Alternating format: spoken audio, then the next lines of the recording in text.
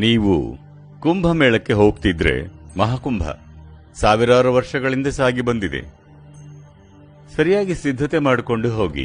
ಬೆಳಗ್ಗೆ ಸೂರ್ಯ 30 ಡಿಗ್ರಿಗಿಂತ ಮೇಲೆ ಬರೋಕು ಮೊದಲು ಮತ್ತು ಸಂಜೆ 30 ಡಿಗ್ರಿಗಿಂತ ಕೆಳಗೆ ಹೋದ ಮೇಲೆ ಬೆಳಗ್ಗೆ 21 ನಿಮಿಷ, ಸಂಜೆ 21 ನಿಮಿಷಗಳವರೆಗೆ ಚಕ್ಕಳ ಮಕ್ಕಳ ಹಾಕಿ ಕೂತು ಪೂರ್ತಿಯಾಗಿ ತನ್ಮಯರಾಗಿ ಮಹಾಮಂತ್ರವನ್ನ ಜಪಿಸಿ 21 ನಿಮಿಷ ಮತ್ತು ಸರಿಯಾದ ರೀತಿಯಲ್ಲಿ ಮಾಡಿ.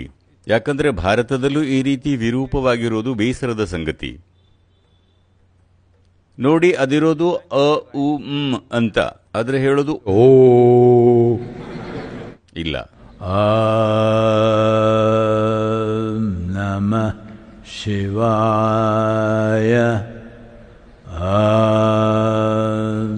ನಮಃ ಶಿವಾಯ, ನಮಃ ಶಿವಾಯ. ಕೊನೆ ಪಕ್ಷ 21 ದಿನಗಳ ಸಿದ್ಧತೆಯೊಂದಿಗೆ ಹೋಗಿ. ಕನಿಷ್ಠ ಪಕ್ಷ 7 ದಿನಗಳು ಏನೋ ಉತ್ತಮವಾದದ್ದನ್ನ ಗ್ರಹಿಸ್ತೀರಿ. ಯಾಕಂದ್ರೆ ನಾವಲ್ಲಿಗೆ ಹೋಗ್ತಿರೋದು ರಿಲಿಜಿಯನ್ ಅನ್ನ ಸಂಭ್ರಮಿಸೋಕಲ್ಲ. ನಾವಲ್ಲಿಗೆ ಹೋಗ್ತಿರೋದು ಯಾಕಂದ್ರೆ ಜೀವನದ ನಿರ್ದಿಷ್ಟ ವಿದ್ಯಮಾನ ನಡೀತಿದೆ, ಅದರ ಪ್ರಯೋಜನ ಪಡೆಯೋಕೆ.